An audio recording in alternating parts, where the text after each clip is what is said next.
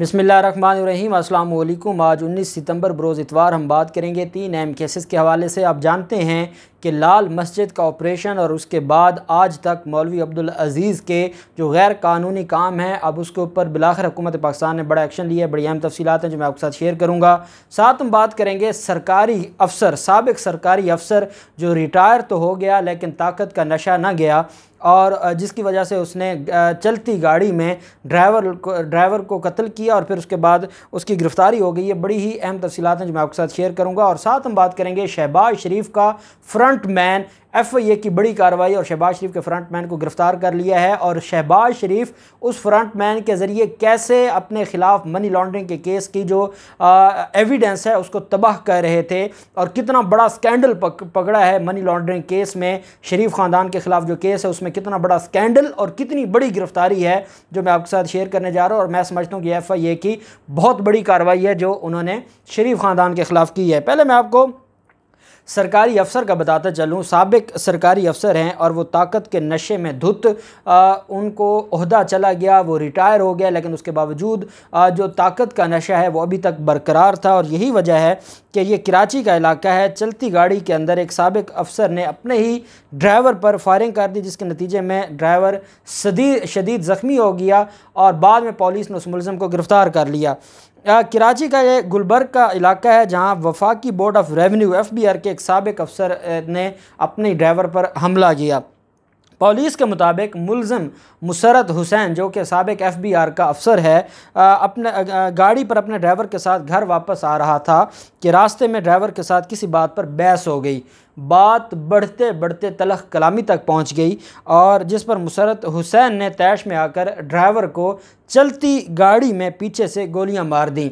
मैंने कल आपके साथ जो हमारा लीगल एनालिसिस का चैनल है उस पर मैंने एक वीलॉग किया था और मैंने आपको बताया था कि एक मुजारे की जो बकरी है उसने ज़मींदार की फसल को थोड़ा सा नुकसान पहुंचाया। ज़मींदार तैश में आ गया और उसने फायरिंग कर दी, जिसकी वजह से मुजारे की 6 साला बच्ची को कत्ल कर दिया।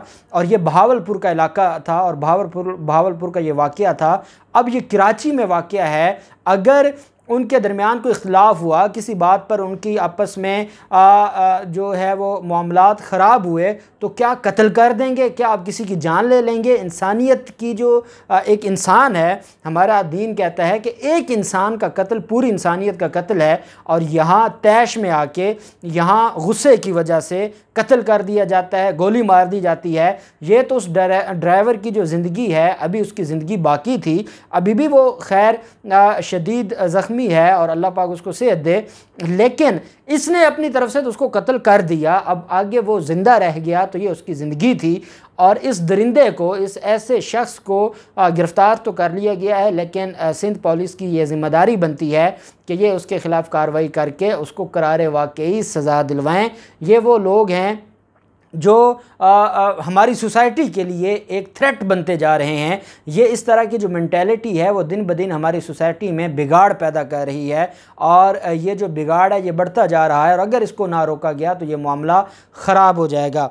पुलिस के मुताबिक गोलियां ड्राइवर की कमर में लगी जिससे वो शदीद ज़ख्मी हो गया और वो हॉस्पिटल में है जहां डॉक्टर उसकी देखभाल कर रहे हैं। और डॉक्टर्स का ये कहना है कि जो ज़ख्मी है उसकी हालत तशवीश और ख़तरे से बाहर है।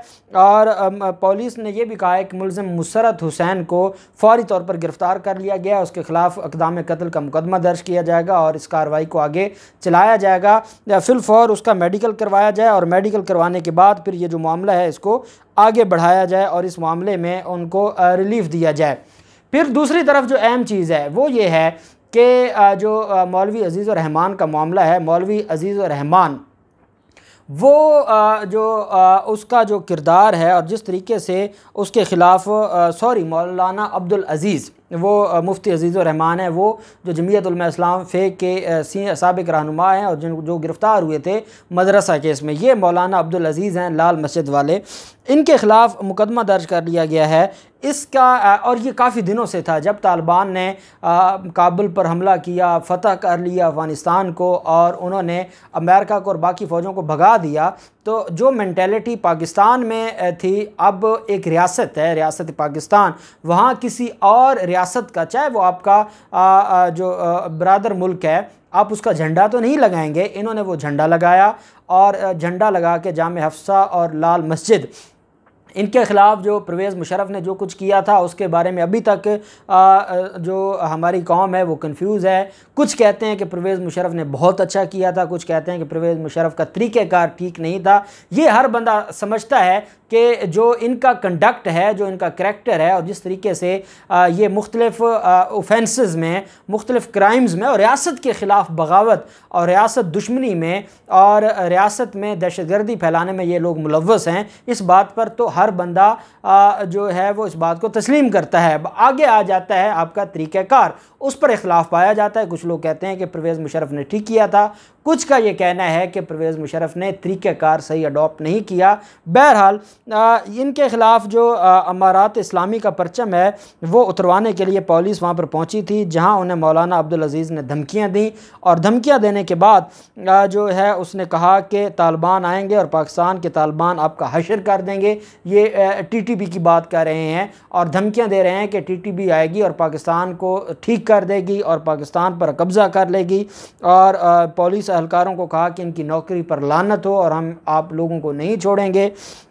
इस पर लाल मस्जिद के साबिक़ ख़तीब मौलाना अब्दुल अज़ीज़ के ख़िलाफ़ मुकदमा दर्ज किया गया। जामे हफ्सा के मुंतज़मीन और मौलाना अब्दुल अज़ीज़ के ख़िलाफ़ पुलिस को धमकियाँ देने, गैर कानूनी असलहा रखने, लोगों को उकसाने और खौफ व हरास फैलाने की दफ़ात के तहत यह मुकदमा दर्ज किया गया है। पुलिस ने जामे हफ्सा पर लहराया गया अमारात इस्लामी का झंडा भी उतरवा लिया। पुलिस के मुताबिक मौलाना अब्दुल अज़ीज़ का नाम पहले ही जो शेड्यूल 4 में है और इस वजह से अब उसको गिरफ़्तार किया जाएगा। मैं एक बात ज़रूर कहूँगा कि जैसे ज़रब अज़ब हुआ, जैसे जो ऑपरेशन रद्दुल फ़साद है, जो भी पाकिस्तान, जो रियासत के ख़िलाफ़ बगावत करे, जो पाकिस्तान में इंतहा पसंदी की बात करे, जो दहशतगर्दी की बात करे, उनके साथ जो हमारे इदारों का सलूक है वो सख्त होना चाहिए। और हमारे इदारों ने ये साबित किया कि दहशतगर्दी और इंतहा पसंदी को कैसे ख़त्म करना है। ये एक छोटा सा, और ये भी हमारे दारुल हुकूमत के अंदर मेन जो इलाका है वहाँ पर बैठ कर रियासत की रिट को चैलेंज कर रहा है। ऐसे लोगों को अब ख़त्म करना चाहिए और इन लोगों के ख़िलाफ़ कार्रवाई करनी चाहिए। कानून के मुताबिक कार्रवाई हो, कानून के मुताबिक इन लोगों को सज़ाएँ हों, ताकि ऐसे लोगों से, इन ऐसे लोगों का कला कम हो सके और पाकिस्तान ऐसे लोगों से महफूज रहे।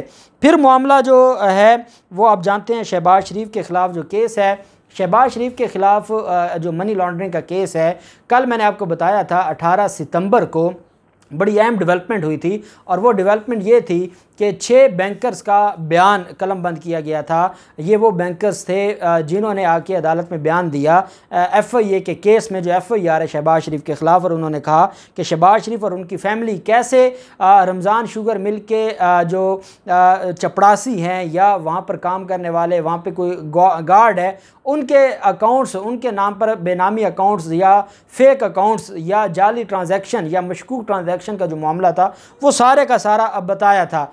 अब मामला क्या है, अब मामला इस वजह से भी दिलचस्प हो गया था। मैंने आपको बताया था कि 164 की जो स्टेटमेंट है ये इतनी अहम है कि जिसके बाद शहबाज शरीफ का बचना मुश्किल हो गया। और ये एक बंदे की स्टेटमेंट नहीं है, 26 बैंकर्स हैं जो मुख्तलिफ बैंकों के मुख्तलिफ ओहदों पर थे, जो लोग या मुलव्वस थे या जिन पर बैंक के जो सरबराहान हैं उन्होंने प्रेशर डाला, या बतौर वज़ीर आला या नवाज शरीफ बतौर वज़ीर आज़म या हुकूमत में रहते हुए इन्होंने अपना इन्फ्लुएंस इस्तेमाल करते हुए प्रेशराइज़ करके डरा धमका के इन्होंने उन लोगों से काम लिया। अब वो सारे लोग इनके ख़िलाफ़ 164 की स्टेटमेंट देने के लिए, कन्फेशनल स्टेटमेंट देने के लिए कि हाँ इन लोगों ने ऐसे ऐसे ट्रांजैक्शंस की हैं, इनका तरीक़ा वारदात ये था, ये कैसे मशकूक ट्रांजैक्शन और जाली और फेक ट्रांजैक्शन करते थे, वो सारी की सारी चीज़ें अब सामने आ गई।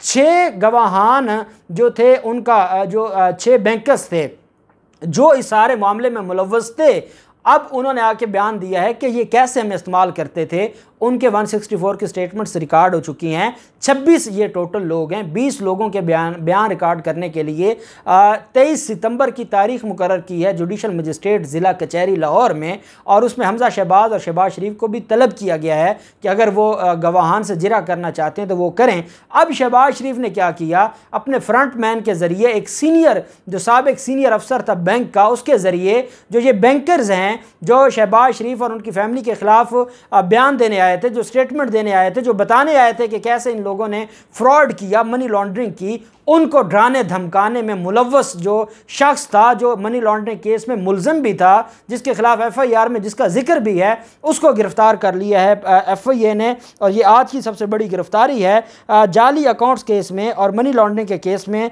जो FIA है उसने कार्रवाई करते हुए प्राइवेट बैंक के वाइस सदर और हेड ऑफ कंप्लाइंस को गिरफ्तार कर लिया है। FIA की जानिब से शहबाज शरीफ के खिलाफ जाली बैंक अकाउंट्स केस में तफ्तीश के दौरान आसिम सूरी नामी मुलजिम को गिरफ्तार किया है। डायरेक्टर FIA के मुताबिक गिरफ्तार मुलजिम आसिम सूरी जाली बैंक अकाउंट्स में गवाहान और बैंकर्स पर अपना बयान तब्दील करने के लिए दबाव डाल रहे थे, और इस वजह से उनके खिलाफ उनको गिरफ्तार किया गया है, क्योंकि वो एविडेंस को नुकसान पहुंचा रहे थे, वो गवाहान और बयानात देने वालों को प्रेशराइज कर रहे थे। इस बुनियाद पर उनको गिरफ्तार किया गया है। और एक बात आपके जहन में हो, शहबाज शरीफ और हमजा शहबाज ने अबूरी ज़मानत हासिल की हुई है। जितनी बड़ी डेवलपमेंट हो रही है, जैसे ये एविडेंस को नुकसान पहुंचा रहे हैं, जैसे इनके खिलाफ बैंकर्स 164 की स्टेटमेंट्स दे रहे हैं, उसके बाद इनकी ज़मानत खारिज होगी और सुप्रीम कोर्ट तक नहीं होगी। यही वजह है कि बड़ों ने कह दिया था कि शहबाज शरीफ जेल जाने की तैयारी करें, वो बाकी मामलात को छोड़ दें।